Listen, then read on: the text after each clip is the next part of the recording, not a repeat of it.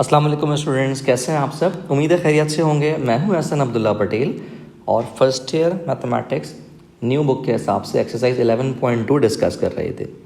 जनाब, question number 13 में हमें एक अदद पैरेललोग्राम दिया गया है। हमने नाम रख लिया इसका ABCD। इसकी चार साइड्स हमें दी गई हैं 35, 25, दो दी गई हैं। ऑब्वियस सी बात है, पैरेललोग्राम में ऑपोजिट साइड्स बराबर होती हैं। एक एंगल उन्होंने दिया है हमें 36 और डायगोनल की लेंथ मांग रहे हैं। तो फिलहाल मैंने आपके सामने जो डायगोनल बनाया है वो एक डायगोनल बनाया है, बाकी दो साइड्स ऑब्वियस सी बात है ऑपोजिट बराबर होंगी। तो फिलहाल जो मुझे डायगोनल निकालना है वो ए के ऑपोजिट है। ऐसा भी हो सकता है कि जो डायगोनल हमें निकालना है वो बी के ऑपोजिट बने, क्योंकि एक पैरेललोग्राम में दो डायगोनल्स होते हैं और ये दोनों बराबर नहीं होते। आप देख सकते हो लेफ़्ट वाली डायग्राम का डायगोनल छोटा है और राइट वाली डायग्राम का जो डायगोनल है वो बड़ा है। एंगल तो हमने इसको 36 रखा है, ये वाला एंगल मैंने 144 रखा है। क्यों रखा है इसका रीज़न दे देता हूँ मैं आपको।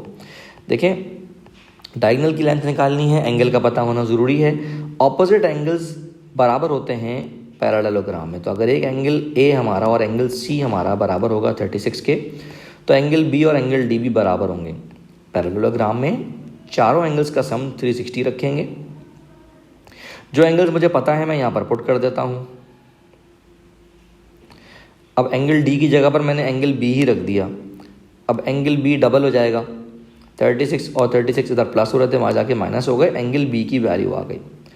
तो अब आप गौर से देखें, अगर इस ट्राइंगल को मुझे भाई डायगोनल निकालना है तो इस ट्राइंगल के अंदर दो साइड्स मुझे पता हैं, एक एंगल मुझे पता है, तो सीधा सीधा कोसाइन लॉ से ये सॉल्व हो जाएगा।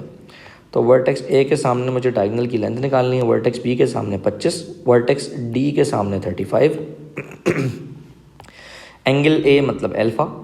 सीधा सीधा मैं कोसाइन लॉ लगाऊंगा और आंसर मेरे पास तैयार हो जाएगा। कोसाइन लॉ तो हमारे बच्चे अभी तक चीते हो चुके हैं, इतनी दफ़ा कोसाइन लॉ लगवाया आपके सर ने। तो जनाब, आखिर में रूट लेना ज़रूरी है। सिमिलरली अब यहाँ पर देखा जाएगा ये वाला ट्रायंगल, और इस वाले ट्रायंगल के अंदर अब हम देखते हैं कि हमारे पास जो वर्टेक्स A के सामने है वो 25 है, वर्टेक्स C के सामने 35 है और एंगल बीटा जो कि B पे है वो 144 है। तो यहाँ पर भी सीधा सीधा कोसाइन लॉ लगाया जाएगा। सिंपल वैल्यूज़ पुट करनी और कुछ भी नहीं करना। तो इस तरीके से ये सवाल बड़े आराम से सॉल्व हो जाएगा। कैलकुलेटर का इस्तेमाल करेंगे और आखिर में सीधा सीधा आपने रूट लेना है। तो उम्मीद है कि आपको समझ आया होगा सवाल। किसी भी किस्म की कोई कन्फ्यूजन है, कोई प्रॉब्लम है तो आप मुझसे पूछ सकते हो व्हाट्सएप के थ्रू भी और कमेंटिंग के थ्रू भी। उम्मीद है कि आपको समझ आया होगा। मिलते हैं जनाब नेक्स्ट क्लास में। तो बहुत सारा ख्याल रखिएगा जी। अल्लाह हाफिज़।